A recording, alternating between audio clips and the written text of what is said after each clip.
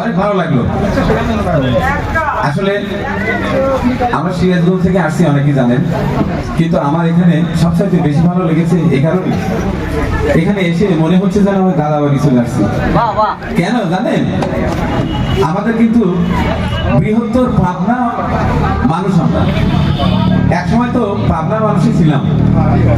1984 সাল সম্ভবত, ওই সময় সিরাজগঞ্জ নতুন জেলা ঘোষণা করার পর থেকে আমরা লিখি যে উল্লাপাড়া সিরাজগঞ্জ। এর আগে কিন্তু লিখতাম উল্লাপাড়া পাবনা। যে কারণে আমার খুব ভালো লেগেছে বা লাগছে। মাঝে মধ্যে আমি সময় পেলে পাবনা এলাকায় আসি, অনেক ভালো লাগে। যাই হোক, এই আমরা তো আগে বলতাম যে স্বেচ্ছাসেবায় অনন্য, আমাদের সিরাজগঞ্জ জেলা আমাদের জন্ম। হ্যাঁ, কিন্তু এখন দেখি আমাদের বৃহত্তর পাবনা তারও কম যায় না। সিরাজগঞ্জের পাশাপাশি আমাদের পাবনা আমার ভালো লাগার কারণ এইটাই যে আমরা বৃহত্তর পাবনার মানুষ।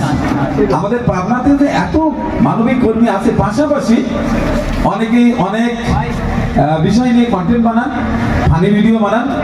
আমি এর আগে বলেছি, এখনো বলছি, পরে বলছি, আমার প্রতিটি কথায় এটা আমি বলেই থাকি যে ফেসবুক ইউটিউবের কল্যাণে কিন্তু আমরা অনেকেই অনেক টাকা ইনকাম করি। এটা না হলে কিন্তু করতে পারতাম না। তাহলে এখান থেকে যে ইনকাম করব সেটা অবশ্যই নিজের খরচার পরে কিন্তু অনেক টাকা বেঁচে যায়।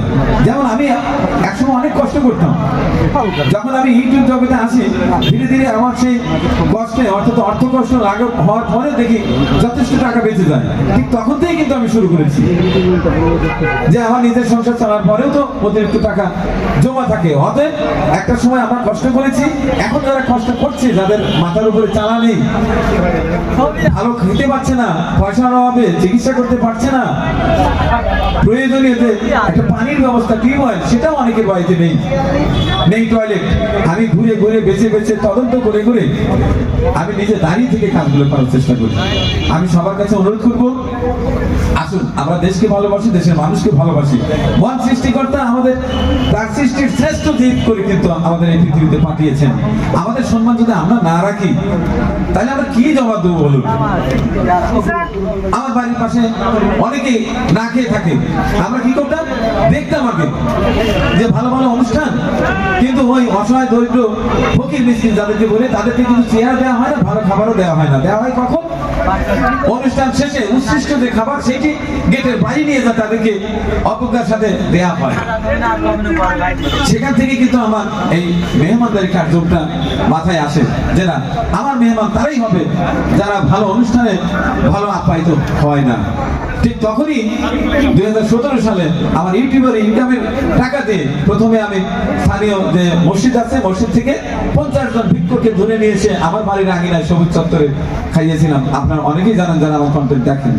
সেদিন আমার মনে আছে মুরগির রোস্ট দিয়ে খাইয়েছিলাম এবং মিষ্টি ছিল, এবং সর্বশেষ বলেছিলাম, মামা আপনাদের কি খেতে ইচ্ছে করে?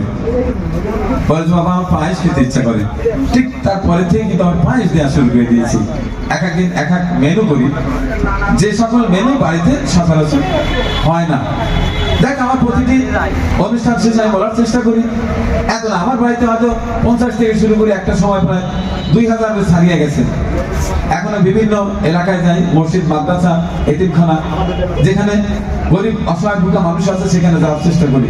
আপনাদের কাছে একটাই অনুরোধ করব, মানুষকে খাওয়ানো এই যে কত ভালো লাগা, কত তৃপ্তি, সেটা যদি বুঝতে চান, জানতে চান, প্রতিটি শুক্রবারে নামাজ আনতে, জুমার নামাজ আনতে একজন ভিক্ষুক ধরে নিয়ে আসা বা যে কোনো একজন অতিথি ধরে নিয়ে আসা, পাশে বসে আপনি যা খাচ্ছেন তাই খাওয়ান, দেখবেন মনে কত শান্তি পাবেন। এবং আপনি নিজেই পরবর্তী সপ্তাহে দেখবেন আরো 2 জনকে নিয়ে আসছেন, এরপরে 4 জন, 8 জন, 10 জন এভাবে খাওয়াতে পারবেন। তবে আমি কথা দিচ্ছি, এই জন্য যে আপনার অর্থ ঘাটতি হবে তা হবে না। দেখবেন হিসাব করে আপনার সচ্ছলতা আগের চেয়ে অনেক বেশি হয়েছে। অনেক ধন্যবাদ। আজকে অনুষ্ঠানে যারা উপস্থিত ছিলেন এবং উপস্থিত না থেকে আমার কথাগুলো ভিডিওর মাধ্যমে যারা দেখছেন, সবার জন্য শুভকামনা।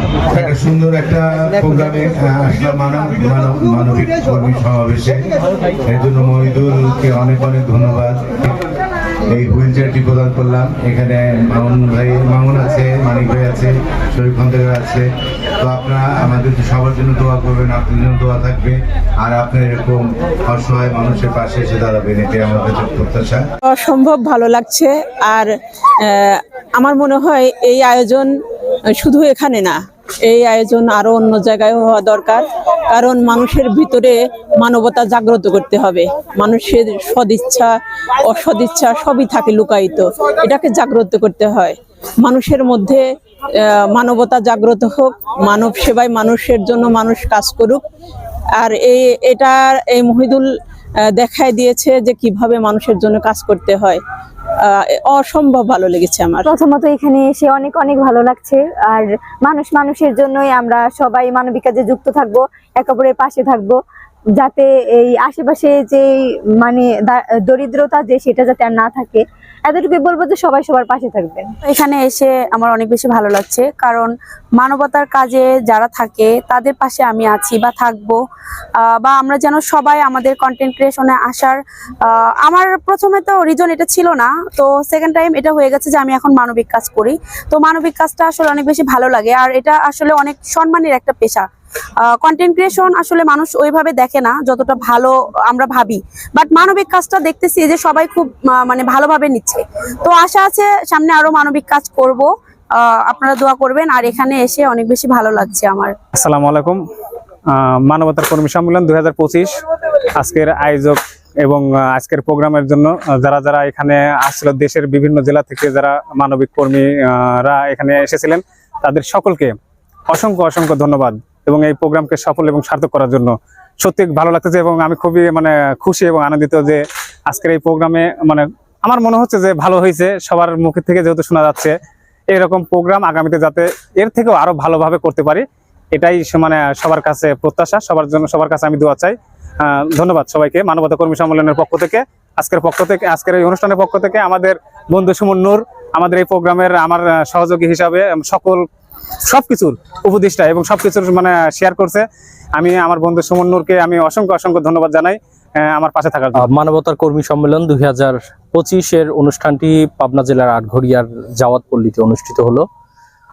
এই আয়োজনের মূল উদ্দেশ্য ছিল যারা সামাজিক কাজ, মানুষকে নিয়ে কাজ, প্রকৃতি নিয়ে কাজ করেন, এক কথায় মানবতার সেবক বা মানবতার পথে যারা হাঁটছেন তাদেরকে একসাথে করা, তাদের গেট টুগেদার বলতে পারি আমরা।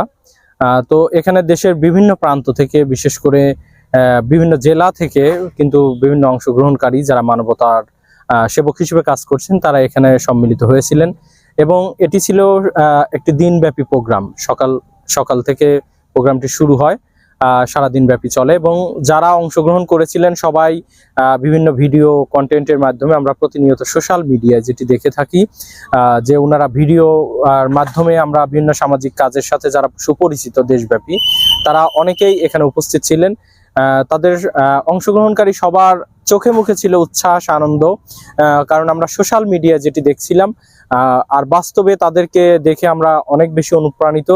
আর এই অনুষ্ঠানের মধ্যে মূলত যে বার্তাটি দেওয়া সেটি হলো সামাজিক কাজের ক্ষেত্রে আমরা একে অপরের অত্যন্ত সহযোগী হিসেবে কাজ করব এবং ভবিষ্যতে আরো এ ধরনের আয়োজনের মধ্যে দিয়ে যারা সামাজিক কাজ করছেন, সমাজকর্মী আছেন, মানবতার সেবক আছেন, মানবতার জন্য যারা জীবনকে উৎসর্গ করছেন, মানবতার পথে যারা হাঁটছেন, তাদেরকে আমরা সবাই একসাথে দলবদ্ধভাবে চলতে পারি, যেন কোনো বাধা প্রতিবন্ধকতা আমাদের ভালো কাজকে প্রতিহত না করতে পারে, বিঘ্ন সৃষ্টি করতে না পারে। সে উদ্দেশ্যে মূলত আজকের এই আয়োজনটি।